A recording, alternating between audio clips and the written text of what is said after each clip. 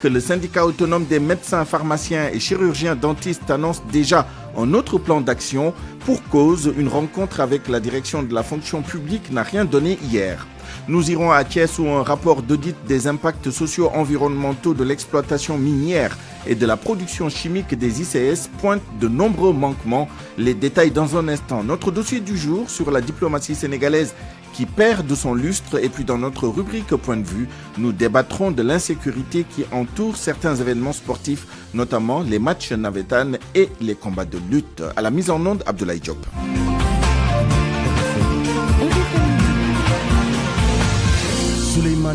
Allons donc à Tambacounda où lors des investigations sur la scène de l'attaque à main armée dans une boutique de Missira, montant donc de 10 millions francs CFA a été découvert et rendu au propriétaire de la boutique qui avait été attaqué par une dizaine d'éléments encagoulés et armés.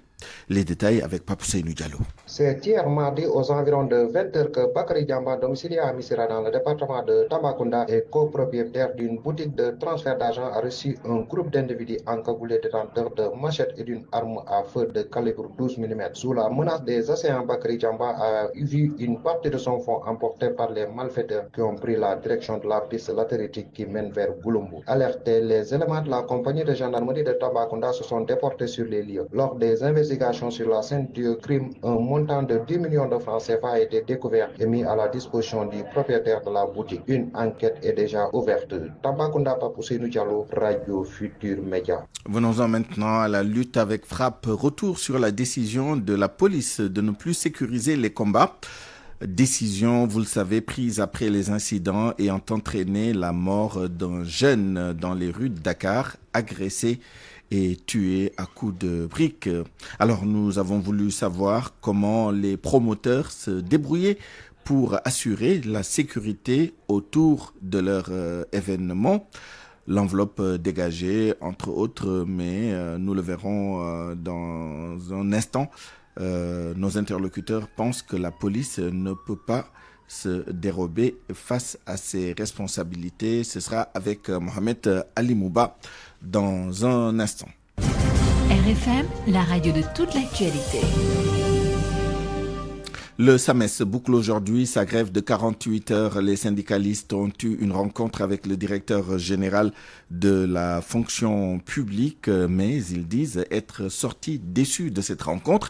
Face à cette situation, le syndicat autonome des médecins, pharmaciens et chirurgiens dentistes va vers un deuxième plan d'action. Écoutons à ce sujet son secrétaire général, le docteur Mamadou Dembandour, au téléphone avec El Hadj Ndiogou Diène. On a eu à rencontrer le directeur général de la fonction publique qui avait à ses côtés les responsables, en tout cas des directeurs nationaux au niveau du ministère de la fonction publique, mais aussi des représentants du ministère de la Santé et de l'Action sociale, avec aussi des représentants de la direction de la santé. Donc cette rencontre a été convoquée au pied levé par les autorités. Nous, du SAMES, on a eu en tout cas la présence d'esprit d'y aller, parce que nonobstant le fait qu'on soit en grève, donc hier et aujourd'hui, on s'est dit que quand les autorités appellent, à chaque fois, il faut qu'on vienne à la table de négociation, parce que c'est toujours des opportunités de pouvoir sortir de la crise et de pouvoir avoir une solution concertée. Cependant, malgré en tout cas tout le respect qu'on réaffirme aux autorités qui ont bien voulu nous convoquer, nous avons été déçus de la rencontre. Parce que à cette rencontre, rien de concret ne nous a été proposé. Donc,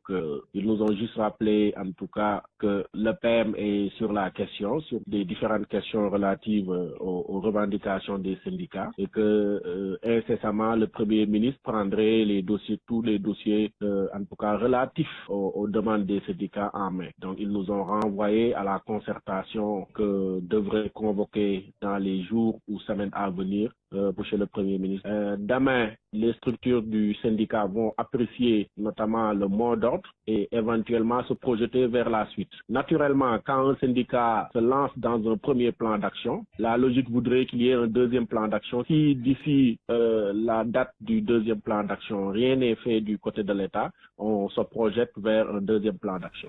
Hambourg, deuxième jour de grève du SAMES, donc le mot d'ordre est très bien suivi dans le département.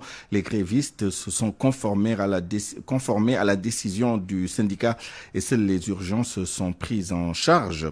Justement, le chef de service des urgences de l'hôpital Grand-Bourg profite de l'occasion pour alerter sur la situation de cette structure sanitaire. Docteur Mohamed Khoudous Mama, secrétaire général du SAMES, que nous écoutons au micro d'Ndeye Matidien. Au niveau de l'hôpital de Mbour et de la zone de Mbour, le mot d'ordre a été suivi à 100% dans tous les services. Seules les urgences ont été prises. Vous imaginez qu'au Sénégal, en 2025, on parle de médecins au chômage au Sénégal. Alors qu'on dit que la population n'a pas accès à la santé, n'a pas accès aux médecins parce qu'il n'y a pas assez de médecins dans les régions. Paradoxalement, on forme énormément de médecins et beaucoup de médecins formés, diplômés se retrouvent à la rue sans emploi. Donc, nous militons pour que la plupart de ces jeunes médecins, ou définitivement tous les médecins formés par l'État, puissent être recrutés au niveau de la fonction publique. L'autre point, c'était la revalorisation de la pension de retraite des médecins, pharmaciens, chirurgiens, dentistes du Sénégal. Et aussi, cela dépend du salaire de base. Donc, il faudra que l'indice salarial soit remonté vers le haut. L'autre point, c'est quand même permettre à la population d'accéder à des soins de qualité en rendant vraiment fonctionnel la CEU. Et en parlant de structures de qualité, on demande à ce que l'État puisse construire dans chaque département au moins un hôpital de niveau 2. Moi, je suis dans le département de Mbour, troisième département le plus peuplé de tout le Sénégal. Nous n'avons même pas un hôpital de niveau 2. Et cela, aujourd'hui, n'est pas possible. Nous ne pouvons plus continuer à donner des soins basiques à la population alors qu'ils ont besoin des soins de niveau de qualité supérieure. Et les spécialistes sont là, la population en a besoin, mais l'État ne fait rien pour élever le niveau de l'hôpital d'un niveau 1 à un niveau 2.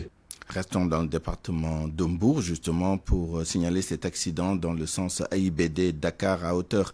Ah non, nous sommes dans le département de Rufisque ou de Pikine d'ailleurs, à hauteur de la forêt de Mbao. Un camion a violemment percuté une moto. Le conducteur de la moto est décédé sur le coup.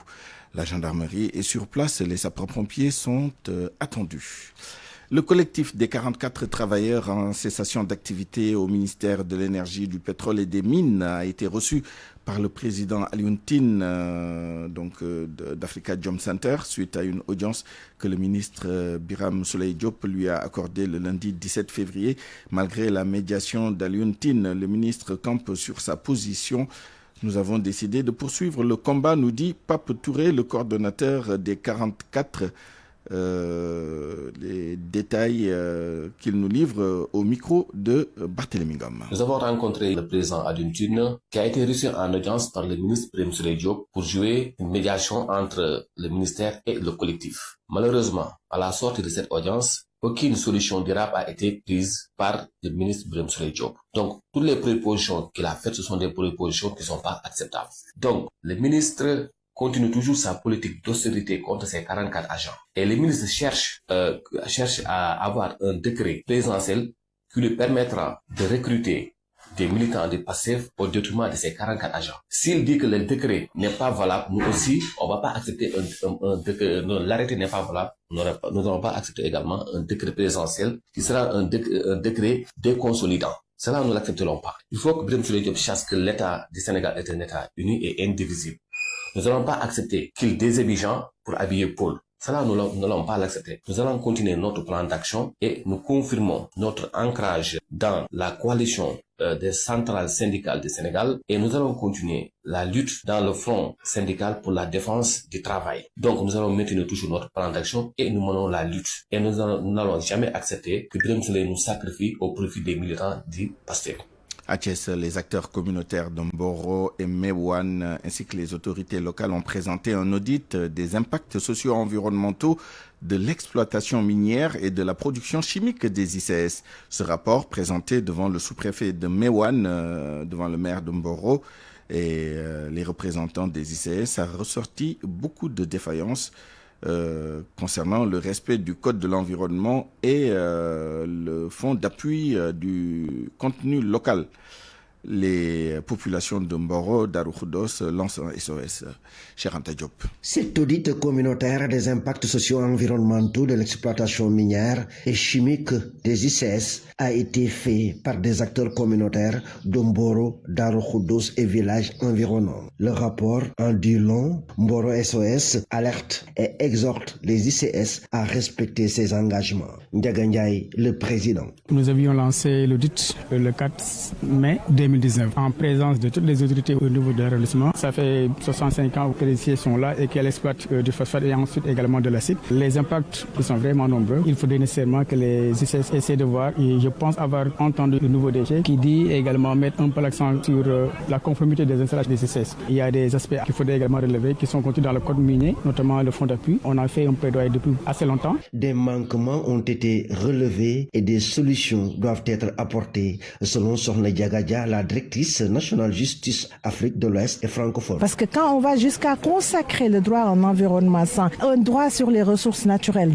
dans la charte fondamentale qu'est la Constitution, il est important qu'on puisse le matérialiser dans le terrain. Le maire d'Omboro, Abdallah Tal, estime que les ICS sont en train de faire des efforts pour amoindrir les risques. Parce que en termes de rejet de produits toxiques, s'il y en avait 10, aujourd'hui nous pouvons dire qu'il n'y en a que 2. C'est le travail qui a été fait depuis plus de 5 ans. Ces populations d'Omboro attendent les réactions des autorités pour que les populations puissent bénéficier des retombées. RFM Thiès, Cheikh Anta Diop. À Kaolack, l'Union nationale des marailleurs du Sénégal et les vendeurs de poissons sont dans tous leurs états suite à l'occupation anarchique par les commerçants et tabliers de la devanture du marché central aux poissons. Ils déplorent donc le manque à gagner et interpellent les autorités étatiques et locales. Et il les invite à prendre toutes les dispositions tout en menaçant de passer à l'action dans les heures qui suivent.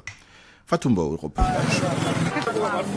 Des tables par-ci, des étals par-là, l'occupation des commerçants établis devant le marché central aux poissons n'est pas du goût des vendeurs de poissons. Dans l'indignation totale, il alerte ainsi l'autorité. Atouniaï est le président du marché aux poissons. Vraiment, c'est une catastrophe. La route du marché central est agressée par les vendeurs.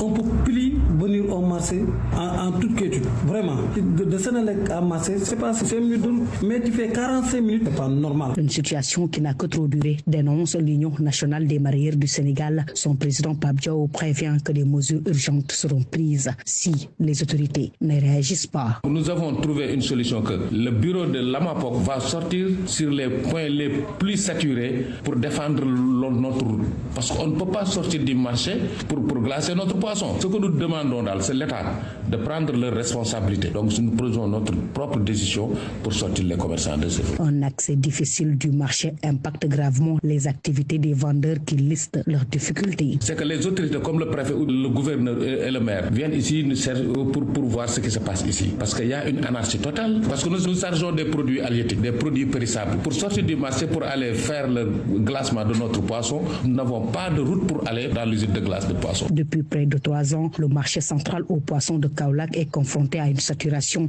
qui ne dit pas son nom. Une situation qui perturbe les activités et rend l'accès difficile vers la Sénélec jusqu'à l'intérieur du lieu de commerce, suffisant pour les acteurs de tirer la sonnette d'alarme. Fatoumbo Kaolack, Radio Futur Média. RFM, l'info, c'est ici. L'info, c'est ici. Retour sur la décision de la police de ne plus sécuriser les combats de lutte avec frappe sur l'ensemble du territoire national. Décision, vous le savez, prise après les incidents ayant entraîné la mort d'un jeune dans les rues de Dakar. Alors, nous avons voulu savoir comment les promoteurs se débrouillaient pour assurer la sécurité autour de ces événements, l'enveloppe dégagée notamment. Mais vous allez le voir, nos interlocuteurs pensent que la police ne peut pas se dérober face à ses responsabilités. Mohamed Ali Mouba. Malik Yandoum est formel. La police nationale ne peut pas prétexter des violences survenues après le combat à Mabaldi franc pour se retirer de l'arène. Et pour cause, Malik Yandoum est chroniqueur sportif, spécialiste de la lutte. Cette décision m'intrigue à plus d'un titre. pour la bonne et simple raison que les promoteurs payent pour avoir la sécurité. Mais la sécurité payée par les promoteurs, c'est pour le stade et les environs immédiats du stade. Maintenant, quand la lutte se termine et que les gens empruntent les artères de Dakar, la responsabilité des forces de défense et de sécurité est engagée. Parce que là, ça devient un problème de sécurité publique. Donc, je pense que pour des manifestations de cette envergure, la police doit prendre les devants. Durant chaque combat, le promoteur de lutte dégage un cachet en budget affecté à la sécurité et c'est sur la base de ce budget que des policiers sont mobilisés. Pour le commissaire Cheikhna Keita, commissaire de police à la retraite, c'est justement à ce niveau qu'il faut agir pour prévenir. Si la police, par expérience, dit que cet événement, compte tenu de tout ce qu'il y a comme risque de débordement, ne peut pas être géré avec une enveloppe de telle qui correspond à un tel nombre d'agents pour l'assurer, mais l'organisateur est obligé de se plier. C'est à ce moment qu'on dira on n'assure pas la sécurité parce que ce que l'organisateur devait faire, il ne l'a pas fait. Mais Malick Thiandoum pense que généralement les problèmes ne se situent pas au sein de l'arène ou aux abords. Les difficultés sont souvent notées dans les artères après le combat, même si certains promoteurs font preuve quelquefois d'irresponsabilité. L'enveloppe dégagée, c'est pour la sécurité de l'arène et des abords immédiats de l'arène. Ouais. À ce niveau, il n'y a pas eu de problème majeur, à part que justement pour l'événement de la fois passée, il y avait plus de billets vendus que de places disponibles. Une question de sécurité publique directement adressée à l'État du Sénégal, dit commissaire Cheikhna Keita. Quand il y a un match ou quelque chose comme ça, on se dit, le match va avoir lieu, la sécurité elle est là, mais au-delà de la sécurité, tous les débordements qui peuvent survenir sont de la responsabilité de la police et on se déploie plus largement. Moi, je l'ai fait dans le Grand Dakar combien de fois? J'ai mené des batailles sur combien de fois, mais ce n'est pas la sécurité de l'événement. C'est la responsabilité du chef de circonscription que de dire il doit y avoir des débordements. Au-delà du fait de l'événement, à chaque fois qu'il y a une situation comme ça, dans le cadre de la prévention, on avertit les autorités, on met en place un dispositif. Maintenant, si ce n'est pas possible, on interdit carrément. La police se retire de l'arène jusqu'à nouvel ordre. Dans un communiqué, elle pointe des manquements du CNG, le Comité national de gestion de la lutte. Manquements qui favorisent la violence notée dans l'arène. À 12h18, revenons sur l'appel du Premier ministre Ousmane Sonko aux mauvais payeurs de la DER/FJ. Une situation qui pourrait plonger l'institution de financement des jeunes dans le gouffre. Pour des spécialistes que nous avons interrogés, il faut que l'institution se départisse de tout caractère politique ou qu'elle mette sur pied un instrument de recouvrement interne très efficace et intransigeant. Nafissatou Silla. Près de 115 milliards de francs CFA investis dans des financements de projets depuis sa création. Le taux de remboursement des prêts est insignifiant aujourd'hui et à long terme, cela risque de porter préjudice à la DER. Tamba Danfakha, président de la coalition Priorité Emploi et accompagnateur de projets. Le taux de remboursement, effectivement, est en dessous des 50% et on sait que la législation bancaire interdit aux organismes de crédit de subir de telles contre-performances. Parce qu'en général, il faut se situer à plus de 90% de taux de remboursement. C'est ça qui est réglementaire pour ne pas véritablement atteindre des niveaux de sinistre importants. La DER, depuis sa création, n'arrive pas du tout à recouvrer les financements ou les prêts qu'elle accorde à ses bénéficiaires. Une contre-performance qui s'explique selon lui. C'est pas un organe de crédit et donc le crédit n'est pas son métier. Donc déjà, on peut dire que la DER agit de façon illégale sur un terrain qui n'est pas le sien. La DER intervient sur des niveaux de financement qui ne permettent pas d'être rentables. La DER elle-même a fait des estimations qui situent le capital minimum à investir pour générer une activité génératrice de revenus décents à 3 millions par projet. Et nous, au niveau de notre entreprise, par exemple, nous avons estimé qu'il faut au minimum de 5 millions par projet. Par conséquent, lorsque la DER accorde des nanocrédits, elle sait parfaitement bien que ces financements ne permettront pas de générer du profit. Et donc,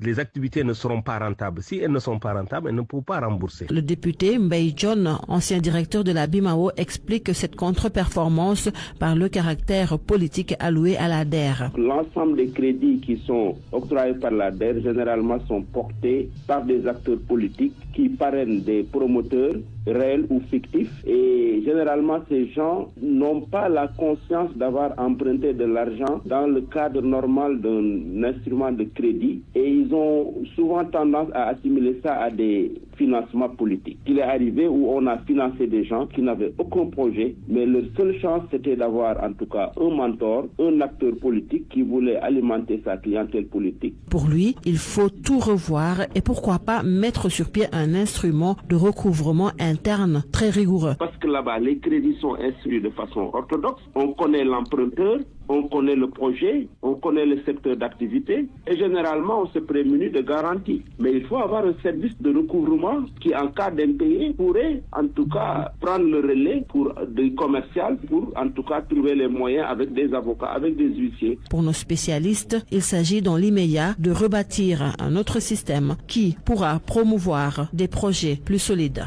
Toutes nos excuses pour le dossier annoncé au sujet de la diplomatie sénégalaise. La diffusion de ce dossier, je vous le promets, dans nos toutes prochaines éditions. RFM. L'actualité internationale.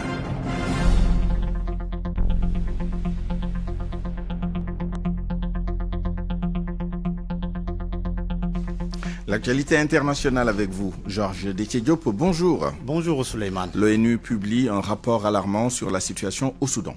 Rapport publié hier mardi, l'ONU alerte sur des combats donnant lieu à des violations généralisées des droits de l'homme, des abus, un ciblage délibéré d'établissements de santé ainsi que des exécutions motivées par l'appartenance ethnique des victimes.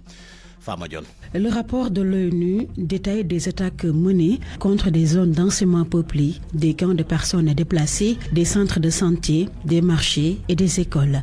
Ravina Shamdasani, porte-parole du Bureau des droits de l'homme des Nations Unies, a déclaré lors d'une conférence que certains de ces actes peuvent être assimilés à des crimes de guerre. Li Feng, chef du Bureau des droits de l'homme de l'ONU au Soudan, a déclaré que l'organisation avait recensé plus de 150 incidents de violences sexuelles dans le pays commis par différentes parties. Selon elle, les rapports de violences sexuelles semblent suivre un schéma géographique au fur et à mesure que les combats s'étendent à travers le pays, illustrant son utilisation constante comme arme de guerre par un nombre croissant d'acteurs. La guerre a engendré la plus grande crise de déplacement au monde, poussant plus de 14 millions de personnes, soit environ 30% de la population, à quitter leur foyer selon les Nations Unies. Environ 3,2 millions des Soudanais déplacés sont passés dans les pays voisins, notamment le Tchad, l'Égypte et le Sud-Soudan. En 2024, un rapport de l'ONU a documenté plus de 4200 meurtres de civils dans le contexte des hostilités, mais l'étude met en garde que le nombre total de victimes pourrait être beaucoup plus élevé. La situation au Soudan semble s'aggraver depuis le début de l'année, alors que le conflit a déjà tué plus de 28 000 personnes et forcé des millions de Soudanais à fuir leur maison. L'Union africaine, de son côté, a dénoncé dans un communiqué la perpétration ininterrompue de crimes de guerre et de crimes contre l'humanité au Soudan. Le général Mdeti, chef des paramilitaires FSR, veut instaurer un gouvernement parallèle dans le pays. L'alliance fondatrice du Soudan a été lancée hier à Nairobi, au Kenya. L'initiative rassemble des acteurs de la société civile, des partis politiques et des groupes armés disposés à soutenir la formation d'un gouvernement soudanais parallèle. Côte d'Ivoire, la crise au PDCI, Tidiane Thiam a signé en justice. Il a signé pour violation des statuts du parti. Des cadres du parti ont déposé hier une requête auprès du tribunal de première instance d'Abidjan et demandent sa destitution. Gobia Yabi.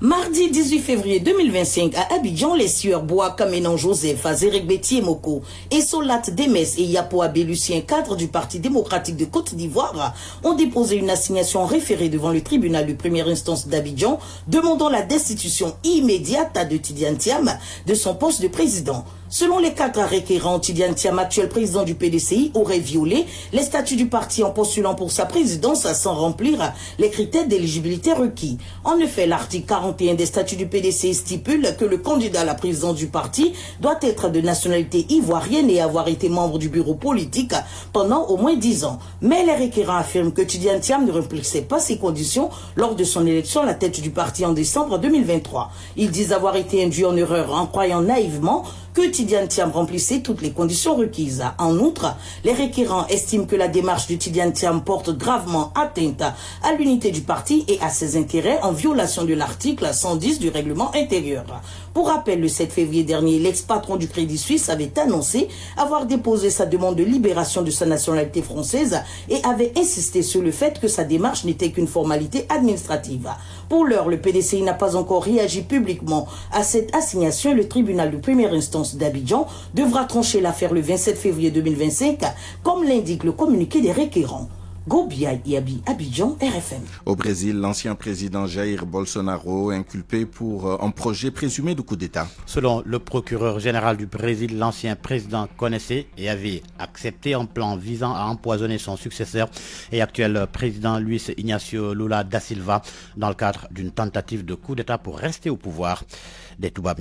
Bolsonaro risque la prison pour tentative de coup d'État. Le procureur général de la République du Brésil a présenté une dénonciation formelle à la Cour suprême contre l'ex-président Jair Bolsonaro et un groupe de 33. Le procureur général de la République du Brésil a présenté une dénonciation formelle à la Cour suprême contre l'ex-président Jair Bolsonaro et un groupe de 33 de ses alliés pour tentative de coup d'État en 2022. Les événements ont eu lieu le 8 janvier, une semaine après l'investiture de Luiz Inácio Lula da Silva, qui faisait son retour au pouvoir pour la troisième fois. Le document du procureur pointe l'ex-président Bolsonaro comme le leader d'une organisation criminelle contre la démocratie et avait un projet autoritaire du pouvoir. Si la plainte est acceptée, Bolsonaro deviendra un accusé et fera l'objet de poursuites pénales et pourrait être reconnu coupable des crimes décrits dans l'acte d'accusation. Bolsonaro a été accusé des crimes suivants: direction d'une organisation criminelle, tentative d'abolition violente de l'état de droit démocratique, coup d'État, dommages qualifiés par la violence et menaces graves pour le patrimoine de l'Union. Selon le code pénal, si Bolsonaro est reconnu coupable, il peut prendre 39 ans de prison ferme.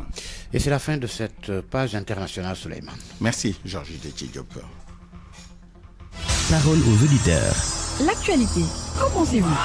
Moi, je pense que vous devez. Réagissez dans nos éditions d'information sur l'actualité. Bonjour. Du lundi au vendredi, vous avez la parole sur RFM. Dans notre rubrique Au point de vue, nous débattrons de l'insécurité qui entoure certains événements sportifs, notamment des matchs de Navetan, mais plus particulièrement des combats de lutte, ce au lendemain de la publication d'un communiqué de la police informant que la prise en charge sécuritaire des combats de lutte avec frappe serait temporairement suspendue. Pour en parler, nous serons avec Pape Abdou Fall, président de l'association des promoteurs de lutte, et Abdoulaye Dembélé, journaliste sportif au Soleil spécialisé dans la lutte. RFM Sport. Avant cela, l'actualité des sports avec vous, Soda Thiam, bonjour. Bonjour, Souleymane Niang. Lutte avec frappe, justement. Le ministre de l'Intérieur veut mettre fin aux actes de vandalisme et à la violence dans le milieu. De la lutte suite au décès donc de Babacar Diagne après le combat opposant Franc à Mabaldé, l'autorité a pris la décision donc de suspendre jusqu'à nouvel ordre la sécurisation des combats de lutte, une décision que les populations saluent. Suivons cela avec Ndeye Ndoumbe Diop dans ce reportage. Il faut qu'on arrête la lambe définitivement. Mandaou Diagne, il se nomme. Nous l'avons croisé à l'une des artères principales de la Médina, à la rue 6. La décision de la police de ne plus assurer la sécurité lors des combats, logique, dit-il. Il souligne d'ailleurs d'un ton ferme que c'est la lutte qui doit être définitivement arrêtée. Parce que c'est pas important, parce que il y a deux personnes qui gagnent seulement, le promoteur et la lutteur. Donc il prend les gens en otage, on ne peut pas aller. Si on descend, on peut rentrer chez nous.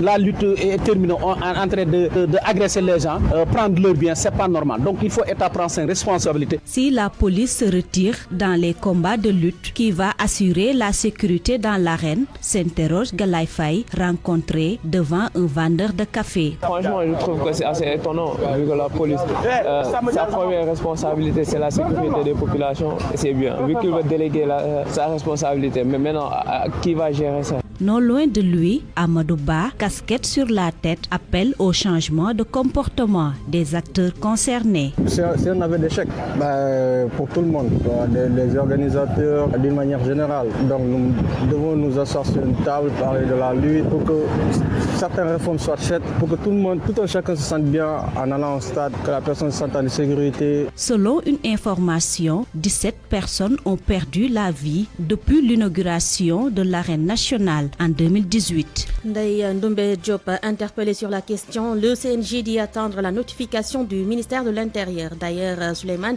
une réunion se tient ce mercredi avec les promoteurs. Basketball à présent, on joue les quarts de finale de la Coupe de la Ligue. Ce sera au Stadium Marius Ndiaye à 14h. Flying Star va affronter Debalok. À 16h, GBA contre Pikine Basket Club. À 18h, Duc face à Bop. 20h, AIC Ville de Dakar va affronter la Jeanne d'Arc. On va parler toujours donc de basketball avec la troisième et dernière fenêtre des éliminatoires de l'Afro-Basket chez les messieurs. Sous la houlette de Mamadou Gueye Pabi, ce parfait adjuvant et Madienne Fall, les Lions ont déjà effectué 2 séances d'entraînement en terre marocaine. C'était donc entre hier et aujourd'hui. Le sélectionneur Mamadou Gueye Pabi revient sur ces 2 galops. Bon, nous avons fait notre premier entraînement hier avec 7 joueurs, 50 minutes d'entraînement. Les 3 autres joueurs sont arrivés le soir. Aujourd'hui, nous avons effectué notre deuxième entraînement avec 10 joueurs, mais seulement les 9 sont entraînés. Goura avait des pépins physiques au niveau du genou, mais on s'entraînait encore aujourd'hui le soir de 16h à 18h pour pouvoir peaufiner un peu nos stratégies sur le plan tactique. Ça fait un bail quand même 2 mois qu'on ne s'est pas retrouvés ensemble. Maintenant, s'agissant des absents, il s'agit pour le moment de Branco et Pam Moustapha. Pam Moustapha qui était en deuil, qui doit rejoindre le groupe demain ou après-demain ou plus tard. Branco, normalement, sera là ce soir et participera à la séance d'entraînement de demain. Donc nous serons au complet d'ici jeudi. Beach soccer, dans le cadre de la préparation de la Coupe du Monde, le Sénégal joue en amical cet après-midi. Ce sera contre les îles Seychelles, hôtes du prochain mondial. La rencontre est prévue à 16h30 à la plage de Djamalai.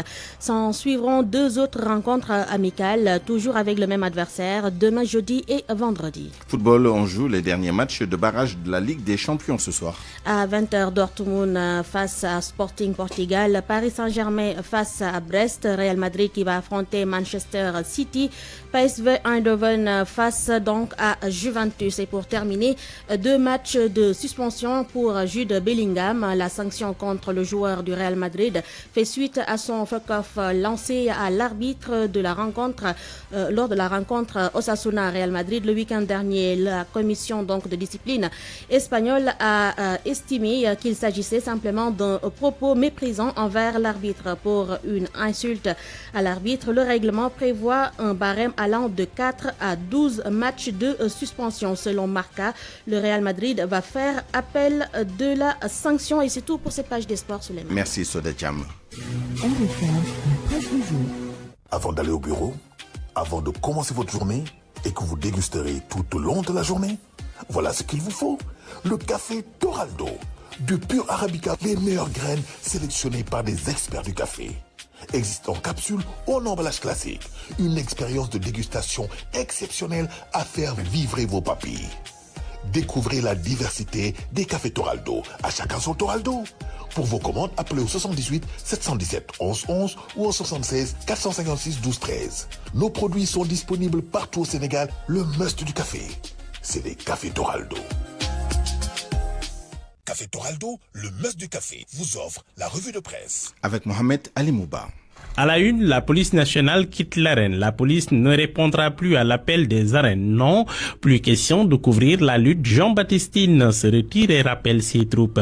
Le journal Enquête constate ce matin que ce sont là les conséquences des dernières scènes de violence enregistrées durant le combat Ama Baldé France. Scènes de violence ayant entraîné, vous le savez, la mort d'un jeune tué à coups de brique au cours d'une agression. Le journal note que dans un communiqué rendu public, le ministère de l'Intérieur pointe des manquements du CNG de lutte et les acteurs impliqués. Tribune parle d'énième manquement du Comité national de gestion de la lutte sénégalaise. Pour le journal Le Quotidien, la police met le CNG devant ses responsabilités. Arrêt temporaire tempère le journal. Arrêt jusqu'à nouvel ordre, note le confrère. Oui, le journal qui semble s'en féliciter relève qu'il fallait en tout cas un jour ou l'autre que cela s'arrête afin de mettre tout le monde devant ses responsabilités. Les agressions d'après combat ne pouvaient continuer et il fallait prendre des mesures fortes pour y mettre fin. L'Observateur en a profité ce matin pour revenir sur l'agression ayant coûté la vie à Matar Diagne. Le journal rappelle que cet amateur de lutte et par ailleurs militant de PASTEF a été tué donc à coups de briques alors qu'il était à bord de sa moto. Ce matin, l'Obs a jeté un coup d'œil sur le certificat de genre de mort et parle d'acte de lâcheté absolue. La barbarie a été révélée par l'autopsie du corps, de terribles contusions thoraciques et un choc fatal au cœur. Selon le député Babacar Ndiaye, depuis l'installation de l'arrêt national à Pékin, pas moins de 17 personnes ont perdu la vie au cours de combats de lutte. Au chapitre de la lutte toujours, le CNG qui bloque les reliquats des gladiateurs du dernier combat franc à Mabaldi n'ont pas reçu leur argent. Le journal Le Quotidien informe que leur confrontation du 16 février avait poussé le CNG à différer une éventuelle sanction suite à leur violente altercation sur le plateau de la DSTV. Convoqués à nouveau ce vendredi, Ama et Franc vont à coup sûr passer à la trappe. Arrêt sur image de l'admette victoire, Franc est allé communier avec les lions du pitch cœur. Le Quotidien qui donne la nouvelle ce matin informe que Modou Lo pourrait revenir dans l'arène en décembre lors d'une interview sur une chaîne web, interview reprise par le journal. Mansour Ba révèle que le roi des arènes sera donc de retour en décembre 2025 en fin d'année. Donc, cependant, le promoteur des Parcelles Assainies a choisi de garder au secret le nom du prochain adversaire du chef de file de l'écurie Rock Énergie. Accointance entre entrepreneurs et pouvoir public, Ousmane Sonko en guerre contre ce qu'il appelle l'affairisme d'État. Le Premier ministre menace encore soutien. Dans le journal L'Info, une bonne partie du secteur privé s'enrichissait à coup de surfacturation de marchés grassement accordés, rayant des accointances avec les pouvoirs publics. Eh bien, si tout ça s'est terminé dans ce pays, nous combattrons et nous mettrons fin aux pratiques que nous avons trouvées ici. Fin de citation. Le journal sur ça parle de rafale de Sonko sur les mauvais payeurs et les affairistes d'État pris pour donc cible par Ousmane Sonko au cours de la 4e édition du Forum de la petite et moyenne entreprise. Le journal Le Quotidien lui revient sur la gestion des hydrocarbures au Sénégal avec Ousmane Sonko qui s'enivre dans les senteurs de GTA. Le mix énergétique existe depuis l'ère Macky Sall. Rien de nouveau donc. Le Premier ministre, pas ou peu informé, est allé dans le décor selon le journal en disant que c'était une politique qu'il allait donc encourager. Le PM a oublié de revoir ses leçons aussi sur le cadre harmonisé des structures d'appui au PME, rapporte encore la publication. En première page du journal sur ça, Capitaine Touré, le DG de l'agence d'assistance à la sécurité de proximité, Sidina Omar Touré, a changé tout l'organigramme dès son arrivée. Des directeurs comme celui de la planification ont été rétrogradés, l'ex-DAF écarté au profit de l'ancien auditeur interne qui a fini par être remplacé. Au bout de quelques mois, le salaire revu à la baisse, d'autres envoyés dans les régions pour incompatibilité d'humeur avec le DG. L'ex-capitaine contre-attaque, il dit « Je suis un homme politique, je suis nommé ». Ici, dans leur discours, ils dénigrent le régime en place. Ce n'est pas possible, je me suis renseigné sur chacun. Eh bien, j'ai vu le profil de chacun aussi. Si vous trouvez un DRH qui fait de la politique de manière ouverte appartenant à la paire, vous venez et vous considérez que la confiance n'y est pas. Est-ce que si vous changez cette personne, ça pose problème? Est-ce que vous êtes obligé d'en faire d'ailleurs votre DRH? Non, répond-il. Bon, le tot. Avant d'aller au bureau, avant de commencer votre journée et que vous dégusterez tout au long de la journée, voilà ce qu'il vous faut. Le café Toraldo, du pur Arabica, les meilleures graines sélectionnées par des experts du café. Existe en capsule ou en emballage classique. Une expérience de dégustation exceptionnelle à faire vibrer vos papilles. Découvrez la diversité des cafés Toraldo. À chacun son Toraldo. Pour vos commandes, appelez au 78 717 11 11 ou au 76 456 12 13. Nos produits sont disponibles partout au Sénégal. Le must du café, c'est les cafés Toraldo. Café Café Toraldo, le must du café, vous a offert la revue de presse. Point de vue. Regard croisé sur l'actualité du jour. À 12h40, bienvenue dans notre rubrique Point de vue. Dans les 10 prochaines minutes, nous allons débattre de la décision du ministre de l'Intérieur d'arrêter jusqu'à nouvel ordre la couverture sécuritaire des combats de lutte sur toute l'étendue du territoire national et plus globalement de l'insécurité qui entoure un certain nombre d'événements sportifs, en particulier certains combats de lutte. Et pour en parler, nous sommes avec deux connaisseurs de cette question. Il s'agit notamment de Pape Abdou Fall, président de l'association des promoteurs de lutte. Bonjour Monsieur Fall. Bonjour Souleymane Niang. Et nous sommes également avec Abdoulaye Dembélé, journaliste sportif au Soleil, spécialisé dans l'actualité de la lutte. Abdoulaye Dembélé, bonjour. Bonjour doyen, bonjour à tous les auditeurs. Merci à tous les deux d'avoir répondu à notre invitation. Je commence avec vous, Pape Amadou Fall, président de l'association des promoteurs de lutte, pour d'abord une réaction après cette décision du ministre de l'Intérieur de suspendre jusqu'à nouvel ordre la couverture sécuritaire des combats de lutte. Quel peut être l'impact de cette décision sur votre communauté, les promoteurs, et plus globalement sur la lutte au Sénégal?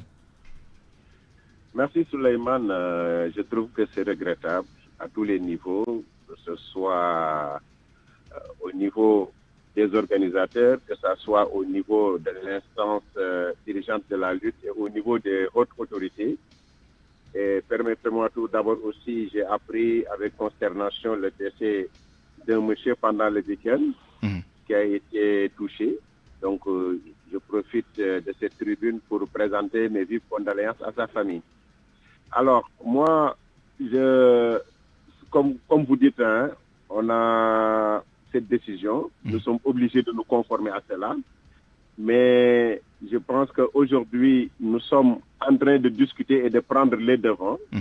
Les promoteurs, au moment où je vous parle, ils sont en réunion avec le CNG afin de discuter du sujet et de voir quelle est la conduite à tenir pour vraiment apporter des correctifs ou bien proposer des solutions afin que cette décision puisse être revue. Mais d'ici là, est-ce que le calendrier de la lutte est compromis? C'est-à-dire, est-il possible d'organiser des événements de ce type sans l'encadrement sécuritaire de la police? Est-ce qu'il y a des alternatives? Oui, les alternatives, c'est ce que je suis en train de vous expliquer. Au moment où je vous parle, les promoteurs sont en réunion avec le CNG et je pense qu'à la sortie, on aura à rencontrer les lutteurs en activité, en l'occurrence les leaders. Essayer aussi de rencontrer les supporters et les fan clubs parce que les amateurs ne font pas beaucoup de bruit, ils viennent, ils assistent et puis ils rentrent correctement. Essayer aussi de rencontrer les écuries et les présidents des écuries afin de les sensibiliser, de les informer pour que pareille chose ne puisse pas se reproduire. Parce que c'est là où il y a le problème. Je pense que je l'ai toujours dit, il faut que les différents démembrements de l'arène puissent se retrouver, discuter et échanger, produire une conclusion qui puisse être mise en œuvre afin que la lutte puisse se dérouler dans de très bonnes conditions. D'accord. On reviendra tout à l'heure sur d'autres aspects de cette actualité. Avant cela, Abdoulaye Dembélé, je rappelle que vous êtes journaliste sportif au Soleil et vous vous intéressez particulièrement à la lutte. Comment analysez-vous cette décision du ministre de l'Intérieur d'arrêter jusqu'à nouvel ordre la couverture sécuritaire des combats de lutte et peut-être en allant un peu plus loin, comment analysez-vous les griefs qui ont été soulevés dans le communiqué, notamment le non-respect des horaires, de la jauge et aussi des itinéraires, en tout cas voilà, du choix des itinéraires des deux camps quand il y a un grand combat de lutte? Bon, il faut dire que c'est regrettable, parce que nous pensons que depuis 3 ans, la lutte a retrouvé son lustre d'antan. On était aux anses, on ne cessait de gambader en se disant que vraiment, tout ce qu'on avait perdu après la période du Covid, on l'a retrouvé. Mais malheureusement, cette décision, moi, je l'ai vu venir. Pourquoi je l'ai vu venir? Vous savez, le ministère de l'Intérieur avait pris les devants depuis l'année dernière en nous indiquant un certain nombre de timings à respecter. Par exemple, pour les face-to-face qui s'organisaient dans la nuit, le ministère de l'Intérieur avait pris des mesures pour que ça n'aille pas au-delà de minuit, ce que les promoteurs ont respecté jusque-là. Maintenant, pour les événements de lutte, les combats de lutte, le timing pour le grand combat a été fixé à 19h30.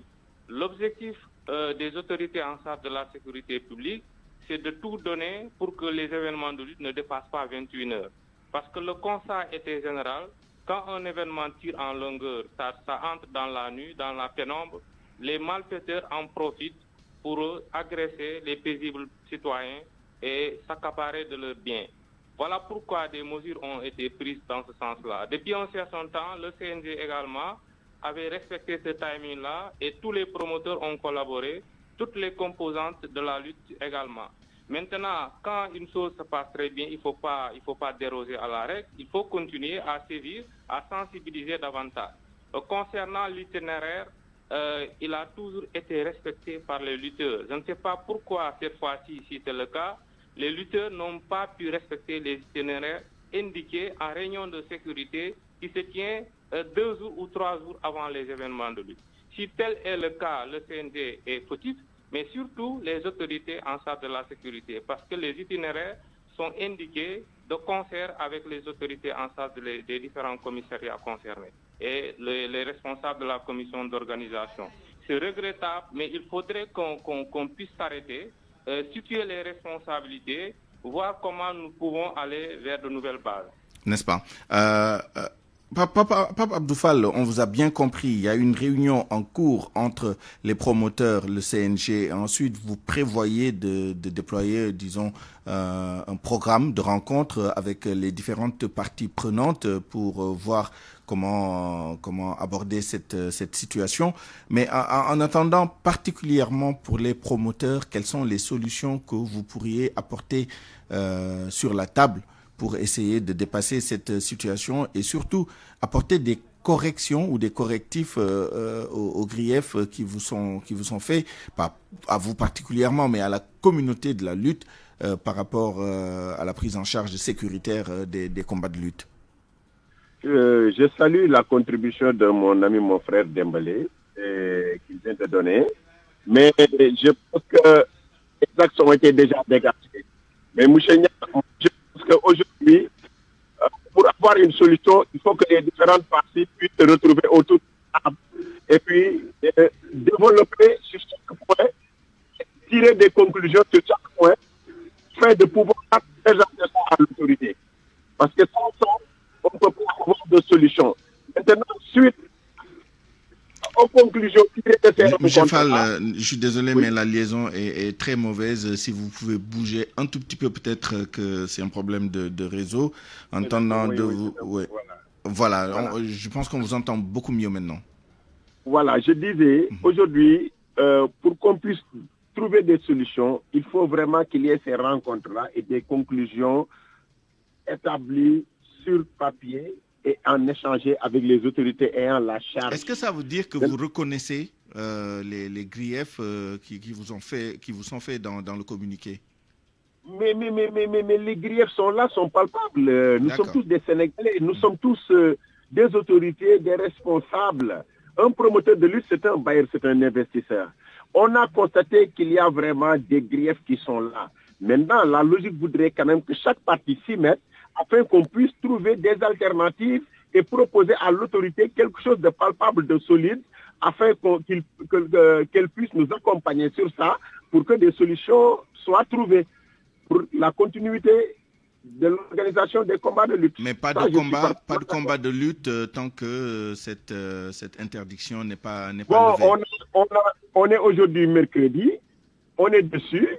Peut-être d'ici vendredi, peut-être on a prévu quand même de se rencontrer, d'établir quand même des choses, discuter, rencontrer le ministre de l'Intérieur, le ministre des Sports. Si je parle de ministre des Sports, je parle de CNG entre autres, et puis voir comment on peut décanter la situation tout en respectant les conclusions qui ont été tirées de cette rencontre-là. Ça, vraiment, nous comptons sur ça pour décanter la situation. Et bien sûr, nous, on suivra cette situation. Merci, Pape Abdou Fall, président de l'Association des promoteurs de lutte. En 30 secondes, Abdoulaye Dembélé, on vous a bien entendu, tout avait bien commencé depuis la circulaire fixant les horaires des combats et autres aspects de ces événements. Ensuite, on est retourné à nos bonnes vieilles habitudes. Comment s'assurer que quand on prend des engagements dans ce domaine-là, on reste constant sur la durée d'un côté et de l'autre. Je dis de l'autre parce que certains pointent la responsabilité aussi des forces de sécurité. Oui, c'est ça. Bon, je pense qu'il est très difficile de sensibiliser, de civiliser certains acteurs. Mais tout le monde sait que la sensibilisation doit être continuelle au niveau des lutteurs et surtout au niveau de leurs fans clubs. Parce que ce ne sont pas forcément les fans clubs des lutteurs qui font cela, mais quand il y a des mouvements de foule, ils sont infiltrés par d'autres jeunes, d'autres malfaiteurs qui ont le temps de planifier leur forfait. Et puisque la lutte a bon dos, la responsabilité parfois nous incombe ou bien nous est imputée. Voilà, pour cette raison-là, je pense que les lutteurs doivent pouvoir continuer de sensibiliser leurs fans clubs. Ça se faisait il y a un temps et on avait vu des résultats probants. Je pense qu'on doit aller dans ce sens-là. Maintenant, au niveau des autorités en charge de la sécurité publique, ils doivent aussi nous aider à assainir davantage ces différents fans clubs-là par des campagnes de sensibilisation, par des infiltrations des éléments de la société, des éléments civils des forces de l'ordre, pour qu'on puisse identifier ces malfaiteurs-là, les sanctionner de manière sévère et exemplaire. Merci. Parce que si tel n'est pas réglé, on continuera de nous imputer la responsabilité, nous acteurs de la lutte, et on continuera à arrêter nos compétitions, alors que c'est un secteur qui vraiment gangrène beaucoup, utilise beaucoup d'acteurs. Merci beaucoup, Abdoulaye Dembélé. On vous a bien compris. Merci vraiment. Nous sommes rattrapés par le temps. Merci à tous les deux. On vous retrouve dans la version Wolof de ce débat. 12h52, c'est la fin de cette édition. Je vous remercie de l'avoir suivi. Merci à toute l'équipe qui l'a préparé et réalisé. El Hadj Ndiogou Diène à la rédaction en chef, Mamas Toukan à la réalisation, à la mise en onde d'Abdoulaye Diop et à la production Aliouba. À 13h, vous avez rendez-vous avec El Hadj Ndiogou Diène pour le grand journal en Wolof. Excellente suite des programmes sur la RFM. Au revoir.